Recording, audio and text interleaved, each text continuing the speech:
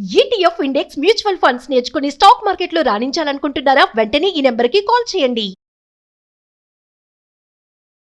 కాలం కలిసి రావాలని మనం ఎంత కష్టపడినా ఒక అదృష్టం అనేది ఉండాలి. అయితే కాలం కలిసి రావాలి.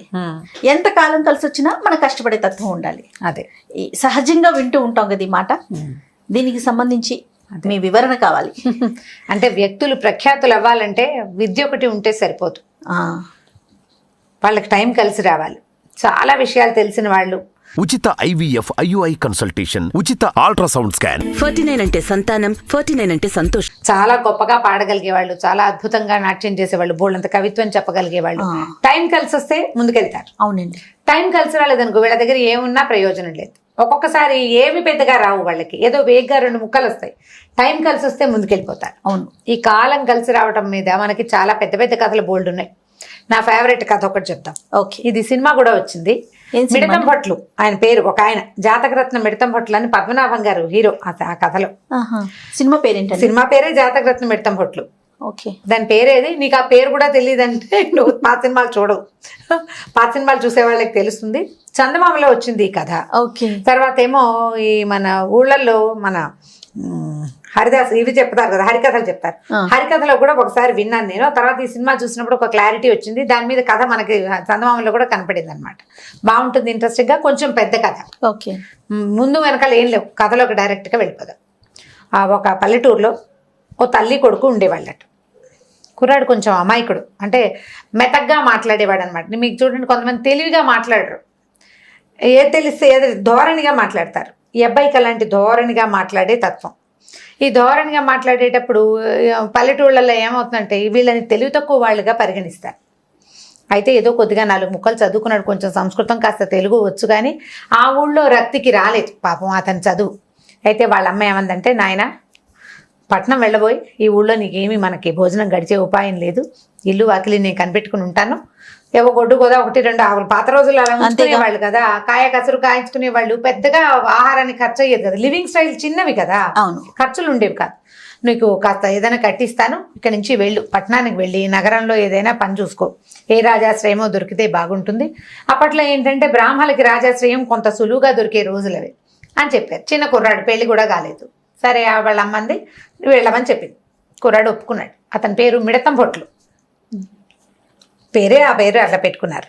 సరే ఏమైంది, మిడతం భొట్లు వెళ్తానన్నాడు. వాళ్ళ అమ్మ ఏం చేసిందంటే కాసిని అట్లు పోసి ఒకదాని మీద ఒకటి దొంతులాగా వేసి, బెల్లపట్లు మనకి మినపట్లు చప్పటి పిండితోటి చేస్తే నిలవ ఉంటాయి కదా, వాసన చెడదు, బాగుంటాయి. బెల్లం పాకం ఏదో పెట్టింది నలుచుకోవడానికి, ఒక దొంతులాగా పెట్టింది, ఒక గుడ్డలో మూట కట్టించి చేతిలో పెట్టింది. అప్పట్లో ఓ జత బట్టలు ఏమైనా తీసుకున్నాడేమో, సంచులు, పెట్టెలు, బేడలు, సుట్ కేసులు ఉండేవి కాదు. ఏముంది ఇప్పుడు రోడ్డు మీద వెళ్తున్నారు, ఓ చెరువు కనిపిస్తే ఏదో పైనుంచి ఓ చెట్టు పుల్ల ఒకటి తీసి పళ్ళు తోముకునేవాళ్ళు. బ్రష్లు, పేస్ట్లు ఆ రోజులు కావు కదా, ఓ పుల్ల పెట్టి పళ్ళు తోముకుంటారు, చెరువులో నీళ్ళు కాస్త మొహం కడుక్కుంటారు, అయిపోయింది. ఈ వెళ్ళే ఊళ్ళల్లో సత్రాలు అవి ఏమైనా కనపడితే ఆ సత్రాల్లో ఉచితంగా భోజనం చేసేవాళ్ళు. ఈ దారే పోతుంటే ఏ బ్రాహ్మణ సత్రంలోనో లేకపోతే బ్రాహ్మణ ఇళ్లలోనూ భోజనం దొరికేది, సులువుగా ఉండేది, సింపుల్ లివింగ్ కదా. సరే ఆ అట్లది పెట్టుకుంటుంటే ఏమందంటే, నాయన తినేటప్పుడు నువ్వు ఒక్కడివే తినకరా, ఎవరు కనపడితే వాళ్ళకి పెట్టు, ఏదైనా ఒక మంచి మాట అడిగి తెలుసుకో. ఇప్పుడు నువ్వు ఎవరికో పెట్టావు, ఊరికే పెట్టి ఊరుకోదు, ఏదైనా ఒక మంచి మాట చెప్పండి అని అడుగు. అబ్బా, ఓకే, బాగుంది కదా. ఈ మాటలు జీవితంలో ఉపయోగపడతాయి. తల్లులు చెప్పదగిన మంచి మాటల్లో ఇదొక మాట అనమాట. మంచి మాట తెలుసుకోమని చెప్పింది. సరే ఈయన ఏం చేశాడు, బయలుదేరాడు. బాగా చాలా దూరం వెళ్ళాడు. పొద్దున్నే ఏదో తినేసి బయలుదేరాడు ఇంటి దగ్గర. తెల్లవారుజామునే అట్లు పోసిచ్చింది వాళ్ళమ్మ. బాగా ఎండెక్కిన తర్వాత ఎక్కడో కూర్చుని తిందాం అనుకుని కూర్చున్నాడు. కూర్చుంటే ఎవ్వరూ లేరు చుట్టుపక్కల, ఎవరు కనపట్టాల. ఎవరికి పెట్టాలి, అమ్మేమో ఎవరికైనా పెట్టి తినమంది.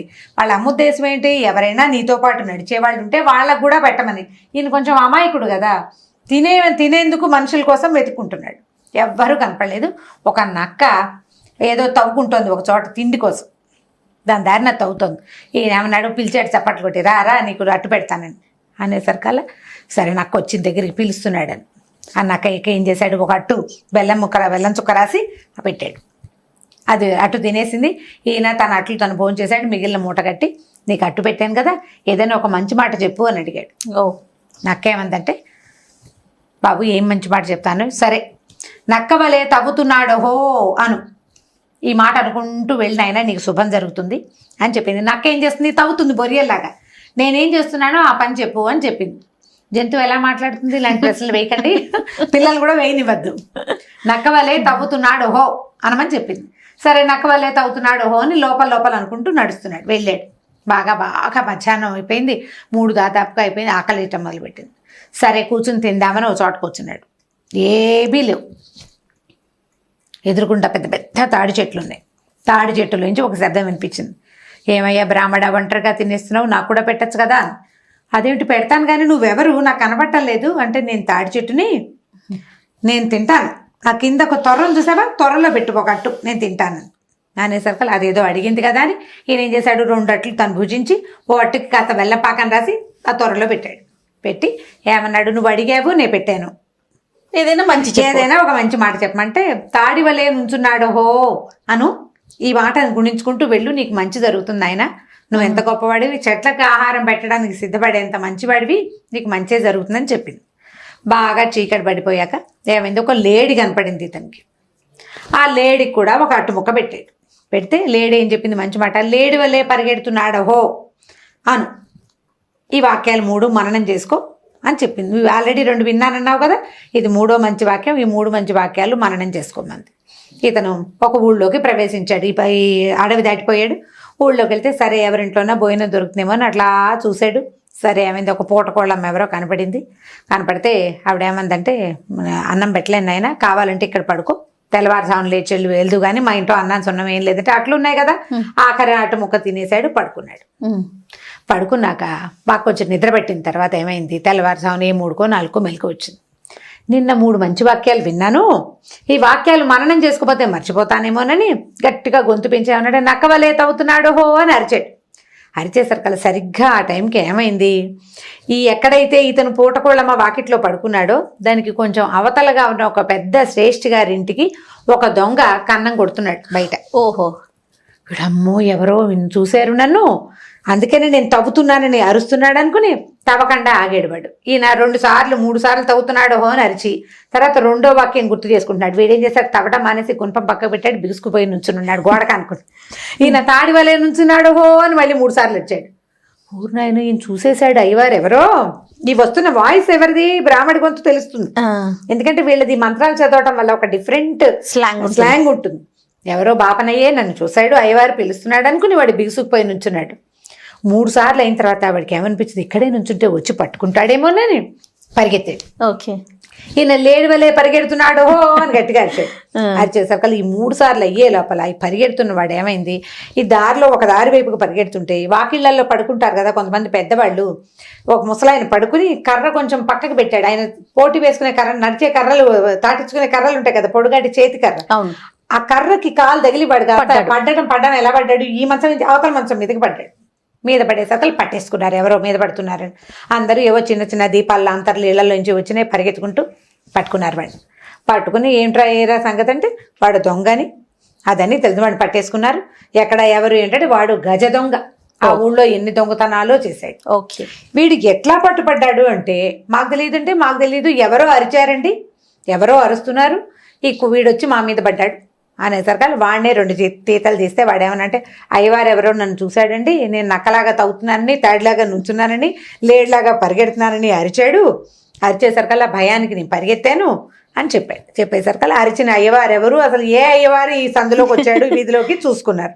పూటకోళ్ళమ్మ వాకిట్లో ఉన్న ఈ మిడతం భట్ల గారిని పట్టారు. పట్టేసరికల్లా ఈయన బికమొహం వేసాడు. ఈయనకి అర్థం కాలేదు, తను చేసింది ఏమిటో తెలీదు. వీడేమో గజ దొంగ వీరన్నా, వీడికి చాలా దొంగతనాలు చేశాడు, వాడి ఇంట్లో ఎంత బంగారమో బయటకు వచ్చింది. దాంతో ఇంత దొంగని పట్టాడంటే ఈయన సామాన్యుడు కాదు. మీకు ఎలా తెలిసిందండి, చూసారంటే నేను చూడలేదు, నేను పడుకుని ఉన్నాను.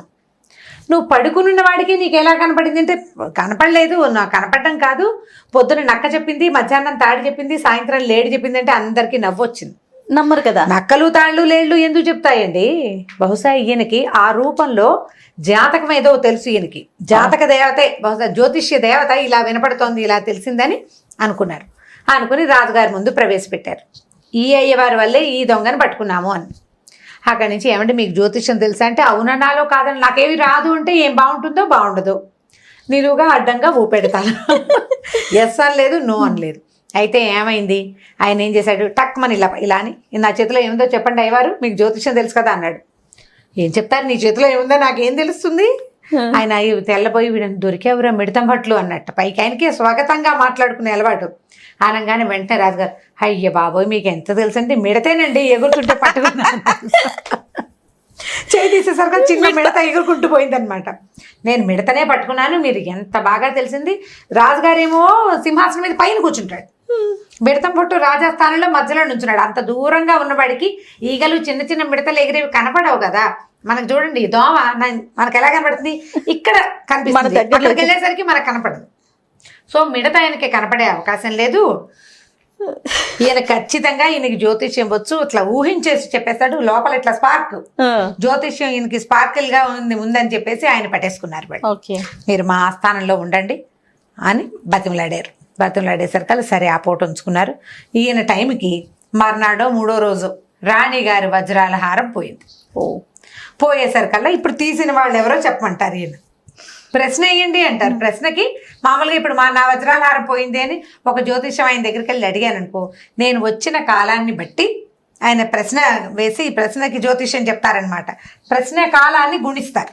నేను అడిగిన క్వశ్చన్ని బట్టి దాని టైంని గుణించి ఆ వస్తువు దొరుకుతుందో దొరకదో చెప్పే శాస్త్రం ఒకటి ఉంది, ప్రశ్న శాస్త్రం అంటారు దాన్ని. ఇప్పుడు కూడా మన దగ్గర మహానుభావులు కొంతమంది ఉన్నారు. పాతకాలంలో విరివిగా ఉండేది. ప్రశ్న కాలాన్ని గణన చేసి వస్తువు దొరుకుతుందా దొరకదా, ఏ దిక్కును ఉన్నది అనేది చెప్పగలిగేవాళ్ళు అనమాట. ప్రశ్న శాస్త్రం చెయ్యండి, లేకపోతే మీ జ్యోతిష్యం మీకు స్పార్క్ అవుతుంది కదా, ఏదో ఒక స్పార్క్ తోటి చెప్పండి అన్నారు. అనేసరికల్లా ఆయన నాకు తెలియదు అన్నాడు. నాకు అసలు జ్యోతిష్యం రాదని చెప్పడం మొదలుపెట్టాడు. వాళ్ళు ఎవరు నమ్మకుండా ఏం చేశారు, అంతఃపురానికి అనుబంధంగా ఒక చిన్న పోలీస్ స్టేషన్ లాంటిది ఉంటుంది. ఈయన్ని అక్కడ కూర్చోబెట్టారు. చాలామంది ఇక్కడ తిరుగుతుంటారు కదా, వీళ్ళలో ఎవరో ఒకళ్ళు వీళ్ళే దొంగ అని మీకు తెలిసిపోతుంది. మీ దగ్గర ఉన్న స్పార్క్ అలాంటిది మాకు తెలుసు మీ సంగతి అన్నారు. ఆయన అక్కడ కూర్చోబెడితే ఈయనకి తెల్లవారుచు ఉంటే భయం వేసింది. నాకు ఏమవుతుందో రేపొద్దున, నేను దొంగనెవరిని పట్టుకోలేను, నాకు ఎట్లా తెలుస్తుంది, ఏదో అనుకోకుండా కాకతాళీయంగా జరిగింది. కాకతాళీయం కథ తెలుసా మీకు? దీని తర్వాత చెప్తాను. తెలీదు. కాకతాళీయంగా జరిగింది ఇది, నాకు ఎట్లా తెలుస్తుంది అని చెప్పి ఈయన ఏమి నెత్తి పట్టుకుని కంటికి వచ్చునో కాలికి వచ్చునో, నాకు ఏది వచ్చునో కంటికి వచ్చునో కాలికి వచ్చునో అని 3 సార్లు గట్టిగా అనుకున్నాడు. స్వాగతంగా మాట్లాడుకుంటాడు కదా, కంటికి వచ్చునో కాలికి వచ్చునో అంటే నాకు కన్ను పోతుందో కాలు పోతుందో రేపొద్దున. సరిగ్గా ఆ టైంకి ఏమిందంటే అంతఃపురానికి దగ్గర కదా ఆయన ఉన్నాడు. అంతఃపురంలో దాసులు చాలా మంది ఉంటారు, పనివాళ్ళు ఉంటారు, దాసీలు. ఆ దాసీల్లో ఒక ఆవిడ శ్రీకంఠమ్మ, కాళికమ్మ. ఈ కంఠి కాళి అని పిలుస్తారు. ఈయన కంటికొచ్చునో కాలికొచ్చునో అనంగానే వీళ్ళిద్దరే దొంగలు, రాణివారి వజ్రాల హారం కొట్టేసిన వాళ్ళు. అయ్య బావోయ్, అయ్యవారికి తెలిసిపోయింది. కంటికొచ్చునో కాలికొచ్చునో అంటే మన ఇద్దరిలో ఎవరో ఒకళ్ళ హారం తెచ్చి ఇవ్వాలి, నేను మంత్రం చదివేస్తున్నాడు, ఏం కొంప మునిపోతుందోనని పరిగెత్తుకుంటూ వచ్చి, అయ్యవారు మీ పుణ్యం ఉంటుంది, సంపెంగి చెట్టు మొదట్లో దాచిపెట్టామండి, మేమే రాణివారి వజ్రాల హారం తీసాము, మా పేర్లు చెప్పకండి, ఆ వస్తువు మాత్రం తీసి ఇచ్చేసేయండి బాబు, మీ పుణ్యం ఉంటుంది, మీకు మీ ఇంట్లో పనిచేసి మీ రుణం తీర్చుకుంటామని బతిమలాడటం మొదలెట్టారు. ఈయన అమ్మయ్య దొరికింది, ఛాన్స్ దొరికింది కదా. అంతేగా. సరే అక్కడి నుంచి మర్నాడు పొద్దున ఏం చేశాడు, తీసిన వాళ్ళు ఎవరో నాకు తెలీదు, కానీ వస్తువు మాత్రం సంపెంగి చెట్టు కింద త్వరలో ఉంది అనగానే అందరూ పరిగెత్తుకుంటూ పోయారు. సంపెంగి చెట్టు కింద త్వరలో వస్తువు దొరికింది. దొరకంగానే ఇక మిడతం భట్లు గారు సూపర్ కింగ్ అయిపోయాడు అనమాట. అక్కడ ఈ కంటికమ్మ కాళికమ్మ ఇద్దరు కలిసి తప్పించుకున్నారు, అక్కడి నుంచి పారిపోయారు వాళ్ళు ఇంకా పనికి రాకుండా. సరే ఈ రాజుగారు ఏం చేశాడు, ఇంత అద్భుతమైన జాతకం చెప్తున్నాడు ఈయన అని చెప్పి వీళ్ళ ఊరికి పక్క ఊళ్ళో ఉన్న ఒక అగ్రహారాన్ని మిడతం భట్లు గారికి ఇచ్చారు. దీనికి జాతకరత్న మిడతం భట్లు అని బిరుదు కూడా ఇచ్చి బోలెడంత డబ్బు, బంగారం, గుర్రాలు, ఏనుగులతో సహా అగ్రహారానికి ఇన్ని పంపించాడు. ఈ ఊళ్ళో ఉండండి అని వాళ్ళు అడిగినా మా అమ్మ ఒక్కతే ఉంటుంది, మా ఊరు వెళ్ళిపోతానన్నాడు. ఎప్పుడైనా అవసరమైతే పిలవండి నేను వస్తానని చెప్పాడు. ఓహో. దాంతో ఏం చేశారు, చక్కగా గుర్రం ఎక్కించి ఓ 2 మేనాలు, వివాహం చేసుకోండి స్వామి, మీకు కావాల్సిన వివాహ ఏర్పాట్లన్నీ మేమే చేస్తామని. ఇప్పుడు మరి ఇన్ని లాభాలు కనపడ్డాయి కదా, దాంతో ఆయన ఇంటికి పంపించారు. ఈ బోళ్ళంత చక్కటి వేషధారణతో దిగిన మిడతం పట్లని ఊళ్ళో ఎవరు గుర్తుపట్టలేదట. వాళ్ళ అమ్మ కూడా గుర్తుపట్టలే. ఇదేంటంటే అమ్మ నేనేనమ్మా, ఇగో ఇలా జరిగింది. మంచి మాట అడిగి తెలుసుకోవటం వల్ల అది జరిగిన మేలు మొదటిది. రెండోది కాలం కలిసి వచ్చింది. ఆయన ఏ మాట చెప్పినా టైం కలిసి వచ్చి ఆ మాటలు అక్కడ నిజమైపోయింది. మనం ఎంత విషయాలు మనకు తెలిసినా కూడా టైం మనది కాకపోతే ఏ లాభము లేదు. కాబట్టి కాలం మనది కావాలంటే ఏం చేయాలంటే మంచివి మాట్లాడాలి, మంచి పనులు చేయాలి, అంతే తప్ప ఇతరులకి సహాయం చేయాలి. పనులు మానేసి కాలం కలిసి రావాలని వెయిట్ కూర్చోకూడదు. కాలం కోసం కూర్చోవడం కాదు, మన జరుగుతున్న కాలంలోనే సరైన పనులు, సజావైన పనులు, ఇతరులకు సహాయం చేయటం లాంటి పనులు చేస్తే ఏనాటికైనా కాలం మనదయ్యేందుకు అవకాశం ఉంటుంది. సినిమా కనుక దొరికితే ఎక్కడైనా నెట్లో చక్కగా చూడండి, పద్మనాభం గారి సినిమా బాగుంటుంది. కథ ఇది మెయిన్, చాలా బాగుంది. దీన్ని డెవలప్ చేశారు చాలా, కథని బాగుంటుంది. సినిమాటిక్ గా చేస్తాం కదా ఎంతో కొంత, సేమ్ ఓల్డ్ ఫ్రేమ్ అయితే ఇది సూపర్ రమ్మ గారు.